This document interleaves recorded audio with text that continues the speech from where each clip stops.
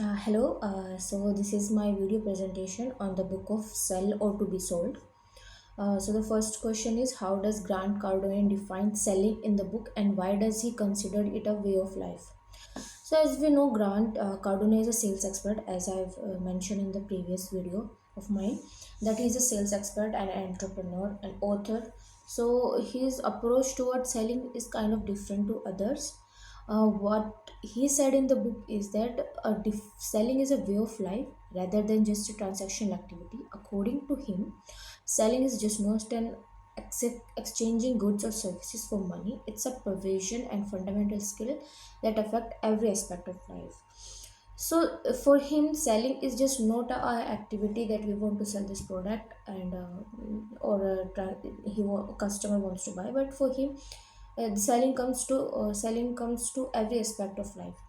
We whatever we have to do. Okay, so he also argues that everyone is a salesperson to some extent, whether they realize it or not. For means when a student want to convince his teacher about homework, he also is doing selling.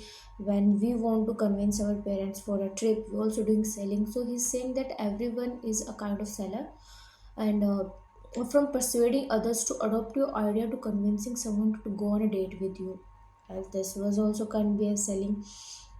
So selling is a constant and essential part of human interaction. In this context, then Cardone considered selling as a way of life, because the ability to sell and persuade is a crucial for success in various personal, professional, and dating. He also emphasized that the idea, if you're not actively selling, you'll likely be sold to by others. By adopting a proactive and international approach to selling, Cardone believe individuals can take control of their lives and achieve a greater success.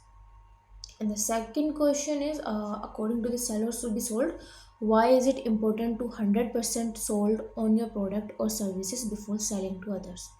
So, according to this author Grant Cardone, he emphasized that the importance of being 100% sold on your product or services before attempting to sell it to others. The concept is rooted in the idea that the genuine belief and enthusiasm is what you're offering are crucial components. There are some highlights which I want to point out, that is authenticity and conviction. If you are fully convinced about the value and benefits of your product and services, it's likely that your potential customer will sense your lack of authenticity, and being 100% sold on what you are offering allow you to communicate with genuine passion and conviction. Then overcoming objections. In sales process, you may encounter objections or skepticisms from potential customer. If you are wholeheartedly sold on a product, you're better equipped to address. Building trust. Trust is a crucial element in any sales relation. When you are generally enthusiastic about your product, it helps build trust with customer. So, in a sense, Cardin believe that your own conviction in the value of your product or service is foundational aspect of your successful selling. It's not only enhance your day ability to communicate effectively, but also contributes to building long-term trust relation with your customer. Third question is, what role does conviction play in the selling process as discussed in the Sell or to be Sold book? So convention play very crucial role in selling process, because of, according to Grant Cardone, as he was discussing in the book, that conviction refers to the unwavering belief and confidence in the value of product or services you are selling. So there are some keys which he emphasized: influencing others. What does he say? That he argued that the conviction is contagious. If you are genuinely conviction, rejection can be disheartening and it may lead to discouragement. However, if you're truly convinced that of the worth of a product, you are more likely to handle rejection and resilience and continue pursuing a sales opportunity. And the third one, what does he say, is effective communication. So we have to ability to communicate to anybody, or what does effective means, that when you believe it what are you selling, you can articulate the features and benefit of a product. So there is a building trust, overcoming objection.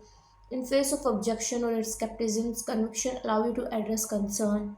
So these are the things which help in those things, in the convention about your product. It also enhance your own confidence and resilience, but also positively influence how other perceive you and the product or service you're selling. So this emphasis on convention underscore the idea that successful selling goes beyond techniques and strategies. It requires a deep, genuine belief that what you have to offer. And how does fourth question is that how does Grant Cardone address the misconception that the price is a primary reason for customer not buying? So what does he say? That it is a misconception that the price is the primary reason for customer not buying, challenging the notion and emphasizing the importance of value in selling process. As he said, the seller to be sold in book, he said that he argued that the seller often default to blaming price as the main obstacle, but in reality, it's lack of perceived value that hinders sale. In essence, Grant Cardino challenges the assumption that the price is the primary obstacle by highlighting the importance of effectively communicating and demonstrating the value product. He also appreciates the benefit what they are offering, shifting the focus on away from price as the sole determining factor in the buying decision. A fifth question is what are the sum of objection or concern that the customer may beside price as outlined in the book? So in that sellers to be sold book which I've read is they discuss the very objection or concern that the customer may have the beyond the price. It can be the lack of trust. I know it seems weird, but it is important thing. It can be a lack of trust. A customer may hesitant to make sure a purchase if they don't trust the seller or the company, and fear of making the wrong decision. It also come in handy that he might think that if I'm purchasing this product, it should be according to the value of the price which I am offering. If it's not, then I may choose the wrong product, or if I'm giving that much amount, it should not be the wrong product. So customer may fear making a decision that they will regret. It's important for seller to provide reassurance. We have to be you have to be reassuring them that it's not a bad product, or it will give you the value of your price. And uncertainty or lack of information is also the main reason, not a main reason, but one of the reasons which customer didn't want to buy the product. And if customer feel uncertain about the product or service, or if they lack sufficient information, they may hesitate to move forward. Another is negative experience. If they have negative or kind of not good experience with that product or with that similar services, they may not buy, or they may hesitant to buy another because they think that their services are not good. So it may lead to skepticism. Seller must be proactive in addressing and overcoming those concerns and showcasing how their offering is different or improved. And perceived risk, this also is one of the reason customer may perceive a level of risk associated with the purchase. This could be financial risk, performance risk, or any other concern. Competing priorities, so customer may have other priorities or concern that take precedent over the purchase. Effective salesperson understand the customer needs and priorities and position. Indecision or procrastination, some customer may simply be indecisive or prone to the procrastination. Seller can address these by creating a sense of urgency. So misalignment with needs or goal, if the product or service doesn't align with the customer specific need or goal, they may hesitate to buy. So seller must truly understand the customer requirement and tailor their pitch. Social or peer influence, customer may influenced by the opinion or experience of their peers. So seller should be prepared to address social concern and provide social proof in the form of testimonial and case studies. There are many case studies which he has given. Sixth question is explain the concept of second money as discussed in the sell or to be sold book. So the concept of second money, which is mentioned in the sell or to be sold book, is a additional or supplementary sales that can be generated from existing customer. So Cardin emphasized that once you successfully made an initial sale, it's crucial to recognize and leverage the opportunity to sell more to the same customer. So what are the key points which he has mentioned? It is a building on the relationship, identifying additional needs. A successful salesperson actively identify and understand the diverse needs of the customer by they can present complementary product or service those address those needs, then maximizing the customer value. The concept of second money is that this is a part of broader strategy to maximize the lifetime value of the customer. Instead of focusing on solely on profit for the first sale, you should be focusing on what also product I can offer him, so that he also may benefit from it, and it also benefit us also. Cross selling and upselling is very famous technique from previous. So cross selling, what is cross selling? It involves offering related product or services that enhance or complement the customer. For example, if we are opening a bank account, then we also can offer the credit card, the FD, RD, so that you can invest your money in mutual fund. So these are the complementary product which we can provide other than opening an account also. So this is called cross selling. And upselling is that if he is opening an account, normal account, then we can, if he is eligible, then we can provide him the priority account. So it can be said as upselling also. So providing ongoing value, so by consistently providing value and addressing the evolving needs of customers, seller can position themselves as trusted advisor.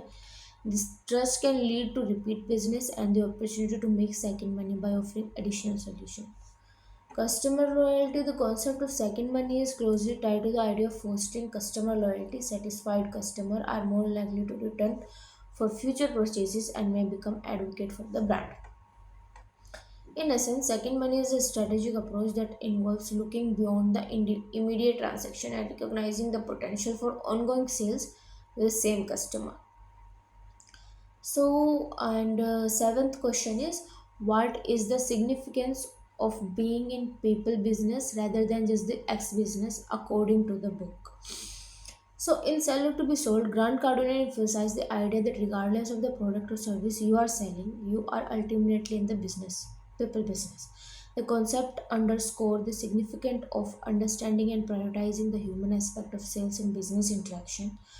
And there are some key points which he has mentioned. It's a relationship building, trust and connection, understanding need and desire, customer centric approach. In customer centric approach, the people business mindset encourage a customer centric approach instead of focusing solely on the features of the product.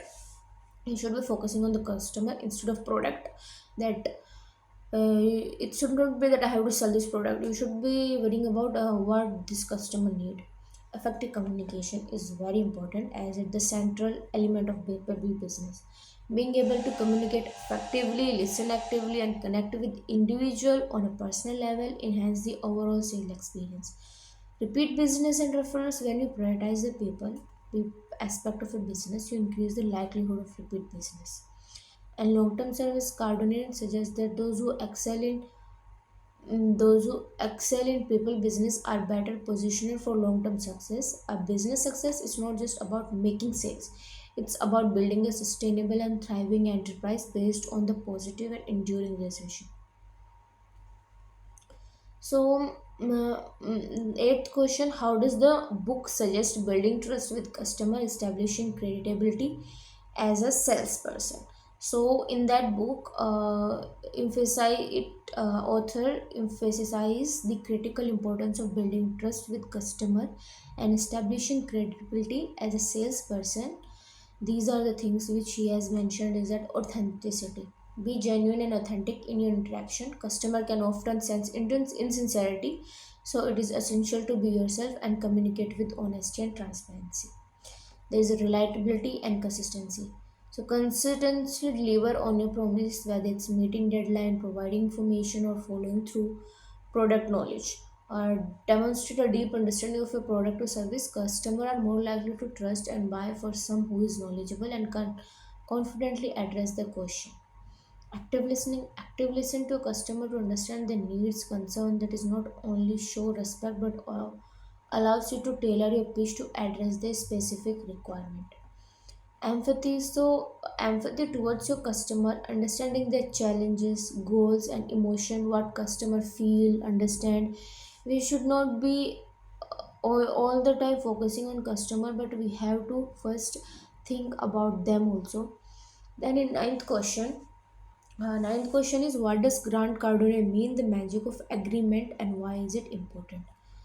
So what does it mean by the magic of agreement, which he has said that it is a concept it is also a concept which is introduced by this author only, Grant Cardone. So it emphasizes that the agreement and alignment with your customer during the sales process. So here is the explanation which he has done. So creating a positive atmosphere. Always, according to the coordinate, when you seek agreement with your customer, you create a positive and corporate atmosphere by finding some common ground and areas of agreement. You build your rapport and make the customer feel more comfortable. Building trust. Agreement is a key element in business trust customer. When you and the customer on same page, share common objectives or viewpoint. Then overcoming resistance, establishing movement. These are the in the essence of magic of agreement. It's about finding commonality, aligning goals, and fostering a positive and cooperative relations with the customer. This approach help them overcome objection, build trust. They may trust you, they feel comfortable around you, so that they may tell you more other things which you may find for your other product which you can sell. So 10th question is, how does the book emphasize the role of attitude in selling process, and why does positive attitude crucial? So the book emphasizes that the positive attitude is just a personal trait. It's a strategic advantage in the selling process, and it influences how salespersons are perceived, how they handle challenges, their ability to build lasting relation with customer. By maintaining a positive attitude, salesperson can create more conducive and productivity selling environment that they contribute to overall success. 11th question is, what is the 10x rule and how does it relate to taking massive action in sales as explained in the book? So the 10x rule is a concept. It was also introduced by this Grant Cardone. In that, the only difference between success and failure, the rule suggests that the individual should set goal and take action that are 10 times greater than what they initially think is necessary to achieve. So, in other contexts, the 10 rule emphasizes the importance of taking massive action to reach and surpass your sales target. In essence, the 10x rule encourages individuals to adopt an ambition and aggressive approach to their goals and pushing them to take massive action that goes beyond conventional thinking. In 12th question, in the context of seller to be sold, what is the power base and how it can leveraged for sales success? So, power base refer to the source of influence, authority, or advantage that the salesperson can develop and leverage to achieve sales success. Building a power base actually involve cultivating in relationship. You are building a relationship and trusting them. In that relation, success or influence that the salesperson developed over time by cultivating a strong base, a sales professor can enhance this ability to persuade, negotiate, and ultimately achieve a sales success. 13th question, how does the book address the importance of time management and making the most of every moment in sales? So, time is a valuable resource. Cardone stressed that time is one of the most valuable resources and salesperson must treat it with utmost respect. Time wasted is missed opportunity for sales and success. Urgency and productivity. The book advocates for a sense of urgency and productivity in sales. Cardone argued that the successful salesperson are those who make the most of their time by staying focused, disciplined, and driven, ultimating time wasting activities. Cardone encouraged the salesperson to identify and eliminate activities that do not contribute to the success. They may involve avoiding distractions, saying no to essential, and setting clear goals. Setting clear and specific goals is a fundamental aspect of effective time management. Salesperson should have clear understanding of what they want to achieve. Then prioritizing high value tasks, maximizing peak performance tasks, continuous improvement. These are the things which help, which which also it address in this important of time management. So, in the 14th question, what are the some of the keys takeaway from sell to be sold that can, so the keys you can take away from is that imbalance the selling mindset. You have to imbalance that what are the selling mindset you have. that adopting a mindset where everyone is salesperson in some capacity, whether you are selling product ideas, take a massive action. The concept of taking massive action as discussed in the book is encouraged individually to go beyond and above. The power of agreement, it's also one of the most important thing, the meaning of agreement, which we have also mentioned in previous questions. Then the principle, it can enhance communication. These are the things which we required, and in this I hope I have explained all the questions, and it may be understand easily. So thank you so much.